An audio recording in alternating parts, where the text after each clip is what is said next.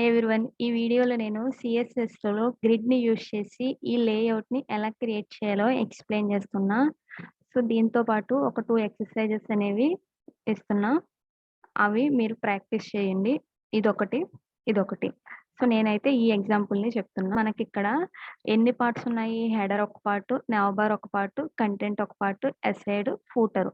So, total 5 parts ఉన్నాయి. అంటే మనకి 5 డివిజన్స్ కావాలి. ఆ 5 డివిజన్స్‌ని మనం గ్రిడ్ లేఅవుట్‌లో అరేంజ్ చేయాలంటే 5 డివిజన్స్ ఒక మెయిన్ డివిజన్‌లో తీసుకొని పెట్టాలి. ఇక్కడ ఒక మెయిన్ డివిజన్ తీసుకుంటున్నా. దానికి క్లాస్ కంటైనర్ అని ఇస్తున్నా. దీంట్లో మనకి ఎన్ని డివిజన్స్ కావాలి? 5 డివిజన్స్ కావాలి. div స్టార్ 5 అని ఇస్తున్నా. సో, ఇక్కడ మనకి 5 డివిజన్స్ వచ్చినాయి కదా! ఫస్ట్ డివిజన్‌కి క్లాస్ హెడర్ అని ఇస్తున్నా. సో, కంటెంట్ కూడా జస్ట్ నావ్ ఇక్కడ హెడర్ అనే రాస్తున్నా. అండ్ సెకండ్ డివిజన్‌కి క్లాసు సైన్ నావ్ అని ఇస్తున్నా. ఇక్కడ కంటెంట్ కూడా సైన్ నావ్ అని పెడుతున్నా.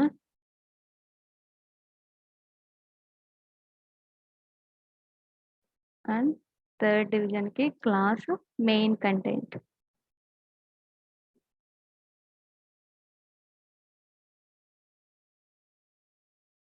అండ్ ఇక్కడ కూడా కంటెంట్ అని ఇస్తున్నా. ఫోర్త్ పార్ట్‌కి క్లాస్ సైడ్ కంటెంట్ అని ఇస్తున్నా. లేకపోతే అసైడ్ అని ఇస్తున్నా జస్ట్.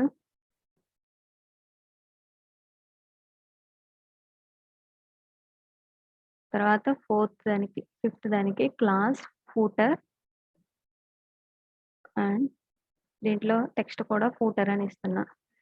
సో, ఇప్పుడు మనం ఈ HTML అవుట్‌పుట్ చూసినట్టయితే మనకి ఇప్పుడు కంటైనర్ అనే క్లాస్ ఉన్న ఎలిమెంట్‌ని సెలెక్ట్ చేసి దానికి డిస్‌ప్లే గ్రిడ్ అనేది.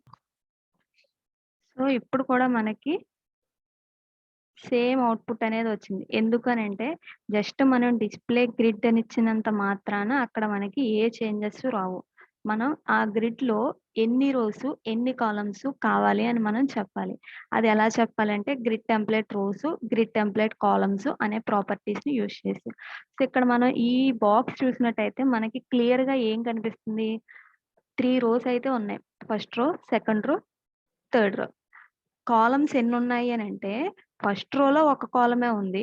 సెకండ్ రోలో 3 కాలమ్స్ ఉన్నాయి. థర్డ్ రోలో 1 కాలమ్ ఉంది. అంటే థర్డ్ రో మొత్తం అంతా ఒకటే. దానిలో డివిజన్స్ ఏమీ లేవు. ఓన్లీ సెకండ్ రోలోనే మనకి 3 పార్ట్స్ అనేవున్నాయి. సో, అంటే ఇక్కడ మనకి మాక్సిమం ఎన్ని పార్టిషన్స్ ఉన్నాయి? అన్ని రోస్‌లో చూసుకున్నట్టయితే 3 కాలమ్స్ ఉన్నాయి. సో, ఒక రోలో 3 పార్టిషన్స్ ఉన్నాయి. అదే మాక్సిమం కదా! అంతకంటే ఎక్కువ లేదు కదా! సో, అందుకే మనం ఇక్కడ గ్రిడ్ టెంప్లేట్ కాలమ్స్‌లో 3 కాలమ్స్ కావాలి అని ఇవ్వాలి. సో, గ్రిడ్ టెంప్లేట్ కాలమ్స్ అనే ఒక ప్రాపర్టీని యూజ్ చేసి సో, మనకి ఎన్ని కాలమ్స్ కావాలి? 3 కాలమ్స్ కావాలి. దానిలో ఫస్ట్ కాలము, లాస్ట్ కాలము తక్కువ విడ్త్ ఉండాలి. సో, నేను 10% అని ఇస్తున్నా. అండ్ ఫస్ట్ కాలమ్‌కి, లాస్ట్ కాలమ్‌కి. సో, మిడిల్‌లో ఉన్నది ఏదైతే ఉందో దానికి 80% అని ఇస్తున్నా. ఇక్కడ మనకి ఇక్కడ ఈ కాలమ్స్ యొక్క విడ్త్ మనం మెజర్‌మెంట్ చేయడానికి మనకి పిక్సెల్స్ ఉంటాయి. ఆర్‌ఈఎం ఉంటుంది, ఈఎం ఉంటుంది, పర్సెంటేజ్ ఉంటుంది. ఇలా ఏదైనా ఉంటుంది కదా! ఏదైనా మనం ఇచ్చుకోవచ్చు. ఈ గ్రిడ్ యొక్క హైటు 90 వ్యూ పోర్ట్ హైట్ ఇస్తున్నా. సో, ఇప్పుడు గ్రిడ్ టెంప్లేట్ కాలమ్స్‌లో మనం 3 కాలమ్స్ ఉండాలని చెప్పాము. ఇక్కడ ఈ కంటైనర్ అనేది డివ్ ఎలిమెంట్ కాబట్టి డివిజన్‌కి బై డిఫాల్ట్ ఫుల్ విడ్త్ ఉంటది. వెబ్ పేజ్ ఎంత విడ్త్ అయితే ఉంటుందో అంత ఉంటుంది. ఆ ఫుల్ విడ్త్‌లో 10% ఏమో ఫస్ట్ కాలమ్‌కి, 80% ఏమో సెకండ్ కాలమ్‌కి, ఇంకా 10% ఏమో థర్డ్ కాలమ్‌కి ఇచ్చాం. ఇప్పుడు మనం గ్రిడ్ టెంప్లేట్ రోస్ అనే ప్రాపర్టీని యూజ్ చేసి రోస్ కూడా మనకి ఎన్ని కావాలి? 3 రోస్ కావాలి. ఫస్ట్ రోకి తక్కువ కావాలి. సెకండ్ రోకి ఎక్కువ కావాలి. మళ్ళీ థర్డ్ రోకి సేమ్ ఫస్ట్ రోకి ఎంతైతే ఉందో అంత హైటే తీసుకున్నాం. సో, ఇప్పుడు మనం చూసినట్టయితే నేను బ్యాక్‌గ్రౌండ్స్ అప్లై చేస్తున్నాను ఒక్కొక్క ఎలిమెంట్‌కి. అప్పుడు డిఫరెన్స్ అనేది తెలుస్తుంది. Dot header. సో, ఇక్కడ బ్యాక్‌గ్రౌండ్ కలర్. సో, ఇక్కడ నేను రాండమ్‌గా ఏవో ఒక కలర్స్ ఇచ్చేస్తున్నా. హెడర్‌కి. Next sign now,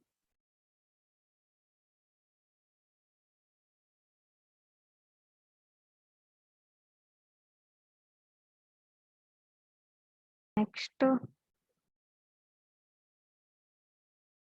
content,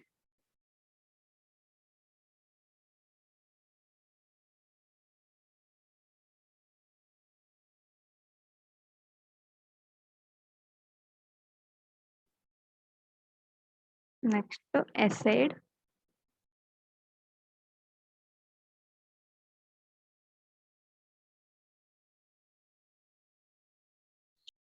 next footer.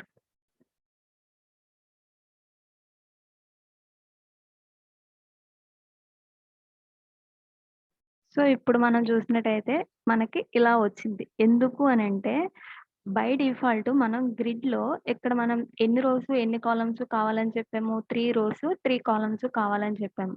So టోటల్‌గా 9 సెల్స్ అనేవి ఫార్మ్ అవుతాయి. ఆ 9 సెల్స్‌లో ఇక్కడ మనకి గ్రిడ్ అనే పేరెంట్ ఎలిమెంట్‌లో ఎన్ని చిల్డ్రన్స్ ఉన్నాయి? 5 ఉన్నాయి కదా! వరుసగా ఒక్కొక్క రోలో అరేంజ్ చేసుకుంటూ వెళ్తాయి. సో ఫస్ట్ కాలమ్‌లో దీన్ని పెడుతుంది. ఫస్ట్ రోలోనే సెకండ్ కాలమ్‌లో దీన్ని పెడుతుంది. ఎందుకనంటే మనం 3 కాలమ్స్ అని చెప్పాం కాబట్టి ఫస్ట్ రోలో 3 కాలమ్స్ అయ్యేంత వరకు ఇక్కడున్న చిల్డ్రన్స్‌ని పెడుతుంది. సో ఈ 3 అయిపోయినాయి. అప్పుడు మనకేమవుతుంది? మళ్ళీ నెక్స్ట్ రోకెళ్తుంది. నెక్స్ట్ రోలో ఫస్ట్ కాలమ్‌లో ఎసైడ్ తర్వాత ఫూటర్ పెట్టింది. బై డిఫాల్ట్ ఒక్కొక్క ఎలిమెంట్ చైల్డ్ ఎలిమెంట్ ఒక్కొక్క సెల్‌ని ఆక్యుపై చేస్తాయి. ఆ సెల్ విడ్త్, హైట్ మనం రో విడ్త్, హైట్ ఇచ్చిన దాన్ని బట్టి డిపెండ్ అయి ఉంటుంది. మనం ఫస్ట్ కాలమ్ విడ్త్ ఎంత ఇచ్చామో, ఫస్ట్ రో హైట్ ఎంత ఇచ్చామో దాన్ని బట్టి ఇక్కడ ఇది వచ్చింది. సో ఇప్పుడు మనకి ఇది ఫస్ట్ రోలోనే ఉంది. రో హైట్ ఎంతైతే ఉందో అంతే ఉంది. కానీ విడ్త్ మనకి 80% ఇచ్చాం కాబట్టి అందుకు ఆ ఎలిమెంట్ యొక్క ఆ సెకండ్ చిల్డ్రన్ యొక్క విడ్త్ అనేది కాలమ్ విడ్త్ అంత ఉంది. సో సెకండ్ రోకి మళ్ళీ ఎంత హైట్ ఇచ్చాం కాబట్టి మళ్ళీ ఈ సెకండ్ రోలో ఇవన్నీ హైట్ ఉన్నాయి. సో ఇప్పుడు మన రిక్వైర్మెంట్ ఏంటి? అలా కాదు. ఫస్ట్ రో మొత్తం ఈ హెడరే రావాలి. సెకండ్ రోలో ఈ సైడ్ నావ్, కంటెంట్, అసెట్ రావాలి. థర్డ్ రోలో ఈ ఫోటర్ అనేది రావాలి. సో అలా రావాలంటే మనం ఏం చేయాలి అనంటే డిస్‌ప్లే గ్రిడ్ అనేది ఏ ఎలిమెంట్‌కి అయితే ఇచ్చామో దాని చిల్డ్రన్స్‌లో గ్రిడ్ రో, గ్రిడ్ కాలమ్ అనే ప్రాపర్టీస్ యూజ్ చేసుకోవచ్చు. ఇక్కడ ఏం చెప్పాలి అనంటే గ్రిడ్ రో అంటే ఏంటి అనంటే మనకి ఒక రో ఫార్మ్ అవ్వాలంటే 2 లైన్స్ ఉండాలి. So first line, second line ఈ 2 కలిసి ఫస్ట్ రో. ఈ లైను, ఈ లైన్ ఈ 2 కలిసి second row. Line number 1, line number 2 కలిసి రో 1 ఫార్మ్ అయింది. లైన్ నంబర్ 2, లైన్ నంబర్ 3 కలిసి రో 2 ఫార్మ్ అయింది. బై డిఫాల్ట్ ఇక్కడ మనం రో మెన్షన్ చేయకపోయినా అది ఆటోమేటిక్‌గా రో లైన్ 1 దగ్గర నుంచి స్టార్ట్ అయ్యి 2 వరకే తీసుకుంటుంది. సో ఇది నేను మెన్షన్ చేసినా, చేయకపోయినా సేమే. మనకి ఒక రోనే ఇది ఆక్యుపై చేయాలి. కానీ గ్రిడ్ కాలమ్ ఉంది కదా! ఆ గ్రిడ్ కాలమ్‌లో మనకేంటి అనంటే కాలమ్ లైన్ 1 దగ్గర నుంచి కాలమ్ లైన్ 4 వరకు స్ప్రెడ్ అవ్వాలి. సో ఇప్పుడు మనం చూసినట్టయితే ఈ ఫస్ట్ లైన్ మొత్తం హెడర్ వచ్చింది. ఈ హెడర్ అనే ఎలిమెంట్ ఎన్ని కాలమ్స్ ఆక్యుపై చేయాలని చెప్పాము? 3 కాలమ్స్ ఆక్యుపై చేయాలని చెప్పాము. అంటే కాలమ్ లైన్ 1 దగ్గర నుంచి కాలమ్ లైన్ 4 వరకు అంటే 3 కంప్లీట్ కాలమ్స్ ఆక్యుపై చేసేసింది హెడర్ అని. నెక్స్ట్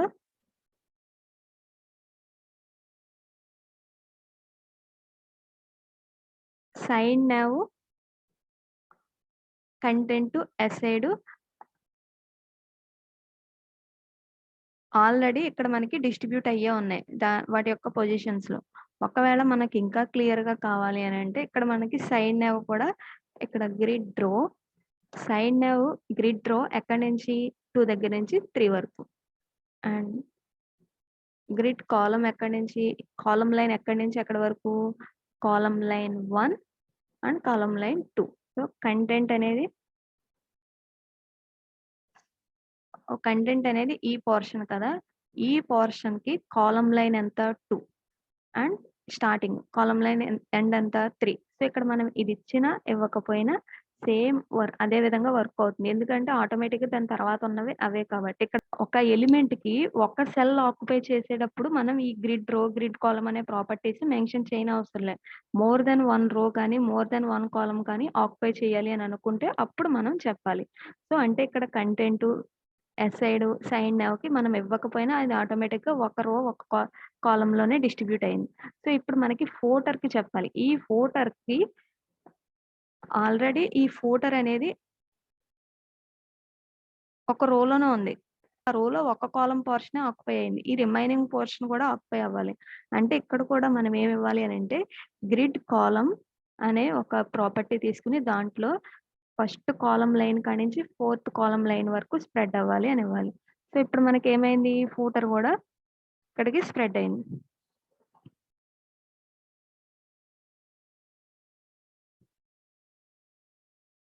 సో ఇప్పుడు మనకు కావాల్సిన లేఅవుట్ అనేది వచ్చింది. సేమ్ ఇలానే ప్రతి చోట కంటెంట్ సెంటర్‌లో ఉంది కదా!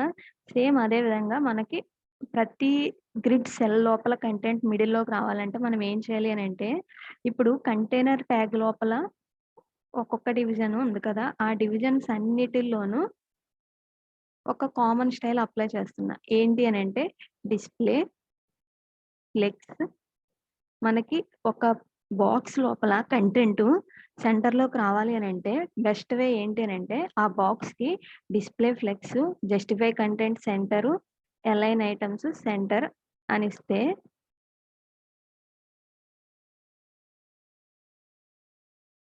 ఆటోమేటిక్‌గా ఆ బాక్స్‌లో కంటెంట్ అనేది మిడిల్‌లోకి వచ్చేస్తుంది. ఇందాక మనకి ఎలా ఉంది టాప్‌లో, లెఫ్ట్‌లో ఉంది. ఇప్పుడు మనకి ఈ బాక్స్‌లో సెంటర్‌లోకి వచ్చింది.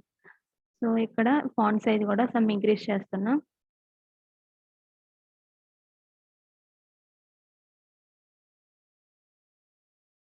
సో ఇలా వచ్చింది కదా! సో ఇప్పుడు ఫాంట్ కలర్ వైట్ తీసుకుంటున్నా.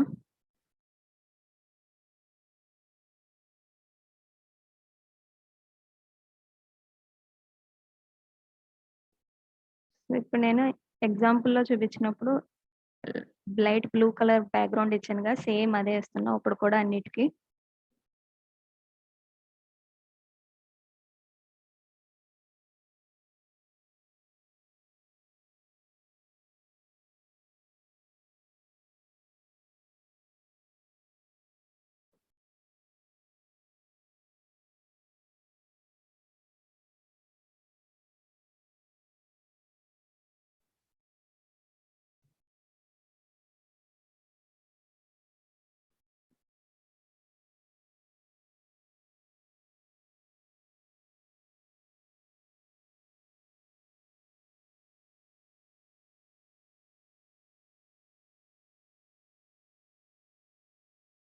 ఎగ్జాంపుల్‌లో కంటెంట్‌కి మాత్రమే గ్రే షేడ్ ఇచ్చాను. సేమ్ అలానే ఇచ్చాను. సో ఇప్పుడు మనకి సేమ్ కొంచెం ఆ కలర్స్‌లోనే ఇలా వచ్చింది.